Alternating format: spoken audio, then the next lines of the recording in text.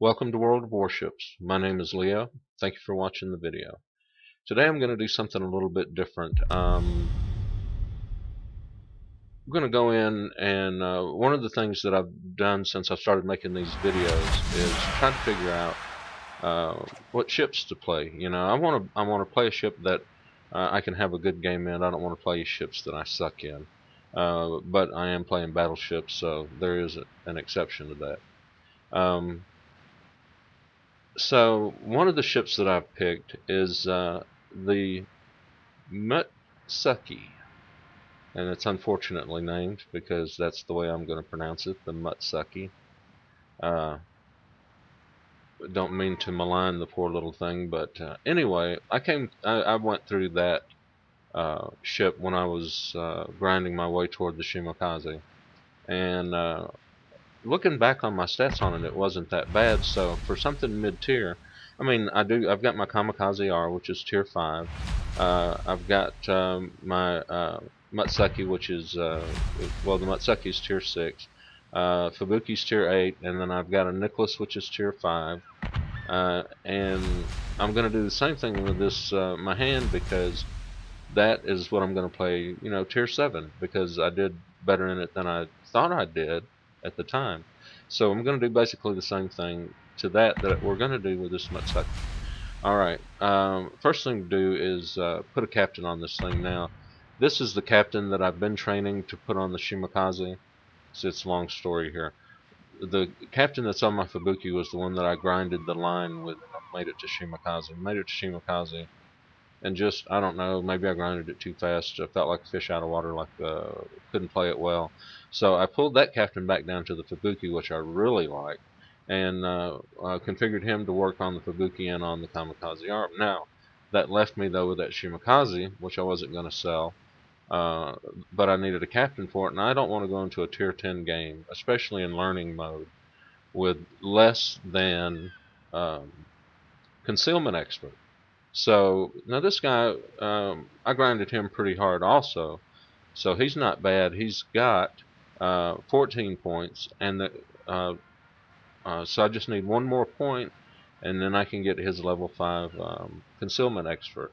So that's the captain that I put on here. Of course, I retrained him for the Mutsuki. Now, see, I had taken him off of the Minakaze, if I remember right, and so he already had a free reconfiguration. So I set him up like this.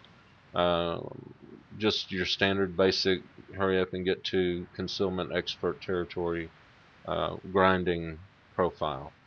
So we've got our captain. Let's go take a look at the ship in the port. Now, not a bad looking ship. This is actually the Kamikaze R's model, or it's real close. The Kamikaze R looks more like this. People say it's a Minakaze. I don't know. This is too, technically speaking, so not to quibble too much. So I've got a decent captain on it. Now, if we look at the survivability, don't forget I have the extra hit points on him. So he's got 12,200.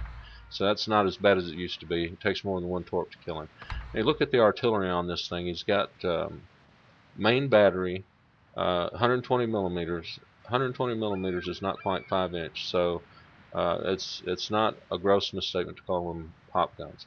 Have a 6.9 kilometer range, and that's not the worst part. They fire 5 rounds a minute. Okay, 5 rounds a minute. That's like 12.5 seconds between rounds. You have a turret turn time of 30 seconds. Dispersion's not bad. Damage is on the low side, and 5 rounds a minute. That's 20 rounds a minute. That's really just not very good guns. Of course, this Japanese destroyer, what do you expect? Well, you expect it to have good torpedoes. Torpedoes have a rating of 14. Tier 6, that doesn't strike me as particularly promising. Torpedo tubes, you've got 2 times 3. So you get to unload 2, and it's 6 kilometers. Okay, so the upgrades have got to be better. So let's look at those before we even get any more negatively minded about the Mutsuki. Alright, so what we're going to do is I'm going to look at these guns here right off the bat, because that's what brought us here. My dissatisfaction with the guns. Now the artillery in this case, now you go down to only 2 turrets. So you have 2 guns now, but it fires 10.9 rounds a minute, So let's call it 11 just for argument's sake. So that means that now you're firing 22 rounds a minute. You've only got 2 turrets, more vulnerable. You not get a turret knocked out, you've lost half your firepower, but that's a worthy trade-off, I think, because what you're also picking up is a butt load, and a butt is an actual term of measurement, of AA defense, which it's not going to be great, but CVs like to park their airplanes over you, and that'll help you deal with them. So okay, so yeah, we're going to go for them guns, and in order to get those guns, we have to get this hull here, and this hull is the one that takes your turret's weight, and it gives you some AA defense, but we're not going to mount that one. We just are going through it to get to where we want. And of course, we're going to get this module here that increases our gun range out to 7.6 kilometers. So we're going to go ahead and mount the top hull, purchase and mount for 570,000 credits. I've been saving up credits a little bit for this project, so let's go ahead and do that. So now we have the C hull on it. To augment the C hull, we're going to put the guns on it. So let's go ahead and mount those. Should have plenty of credits for that, 320,000 credits.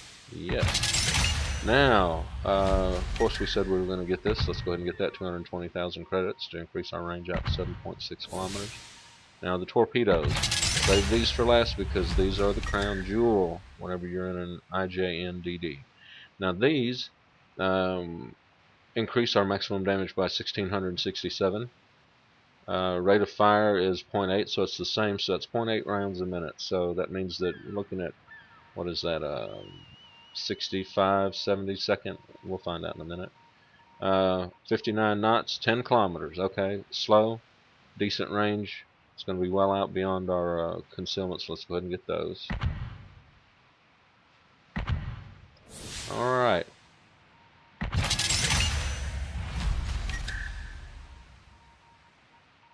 Artillery is 22, torpedoes are 19 now, that's better. AA defense is 22, which is good. Maneuverability, let's take a look here. Rudder shift time 2.1 seconds, top speed of 37.5, that'll give us somewhere just around 39, maybe a little bit better with speed boosts on. Concealment, now this is where my concern is. We're down to 6.2 kilometers. Alright, well that's better than a Nicholas, better than you can get with a Nicholas, I think, without spending. I don't think you can get better than that with a Nicholas. But anyway, let's look at the upgrades for this ship. Always look at them from this end. Let's see what we're dealing with here. Damage control system. Modification 2, minus 15% to flooding and fire time. If I'm flooding or I'm on fire and I can't fix it right away, it's going to kill me pretty quick. So, I mean, that's a possibility. Propulsion modification, minus 20% to time for reaching full power. The reason I like that is because when people start chasing a destroyer, and that destroyer needs to kite them, being able to accelerate to top speed and recover from when you've made your turn in, so you can get your kiting run, torpedo run in on them, be able to recover from that turn, maintain distance. So that's pretty interesting. Steering gears, minus 20% to rudder shift time. It's already got a really good rudder shift time, so we're not even going to worry about that. So I think what I'm going to get is the propulsion modification 2. So it helps me run away. Alright, next one in line gives us a choice of damage control system modification 1. Now this says minus 3% to the risk of flooding. So let's say that somebody hits you and they have a 10% chance of causing flooding on you. This takes 3% from their it treats their 10% as 100%. So this takes this, instead of it being 10%, it's 9.7%. So it's not really that good of a buff, but it's either that or take the redundancy in the propulsion modification and the steering gears modification. The redundancy, of course, because we have last stand over here on our captain's skills. So yeah, even though it's marginal, and I've got 2 in the shop, so why not? Let's go ahead and put that on. Alright, look at the next set here. Gunfire control system modification 1. Dispersion's not bad on these guns, already went over that, so we're not going to worry about that. Main battery modification 2. This adds to our loading time. I don't want to fire any slower, and I think that that my guns get around okay now. I can do it with what I've got, especially, I don't know, between these two, this one's the winner. Torpedo tubes modification. -10 to their repair time. They get hit, 10% is not going to help me on that. AA modification. Firing range, don't need that. So it looks like what we're going to go with is... I just don't know. None of these are really all that good for the way I plan on playing this. We're going to go with less dispersion. Alright. Lesser of 4 evils. Still evil. Anyway, now let's go with this first one here, where most other people start. Main battery modification 1. This one's great. I put this on almost every ship. -20% to detonations. That's always a good thing. Torpedo tubes, they get damaged. I don't know. That's marginal. Maybe. Survivability, no. We're going to go with the main battery modification 1.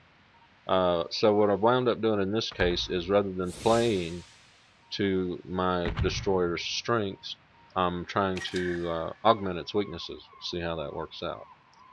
Alright, so we're fully upgraded. Now let's look at our exterior on this. Alright, starting with the camouflage, and I'm probably going to put this one on it. It's type 1, -3% to detectability, so, and I know that's what I'm going to get, so I'm just going to get it. Purchase and mount, 8 grand. I dropped from 6.2 on my camo down to 6.0.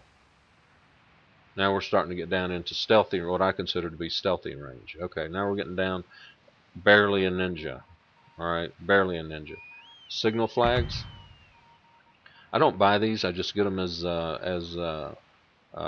you know, rewards for whatever. Not worried about XP. I don't think any of these I really want on it. Here we go, yeah. Let's put, well, the detonation, I don't know, let's see how bad it is about detonations before I start using it. Huh, 20% to the time of fire extinguishing. Don't I have some for flooding too? No, I guess not. We'll put those on there.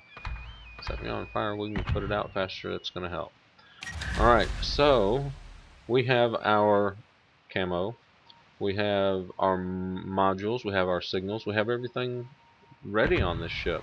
So that's my process in outfitting a ship, figuring out what I want to do with it. I don't know if it's helpful to you at all, but this is a ship that I have chosen specifically to hopefully show you some decent gameplay in the future, and I hope you'll stick around and watch those videos. My name is Leo. Thank you for watching. See you later.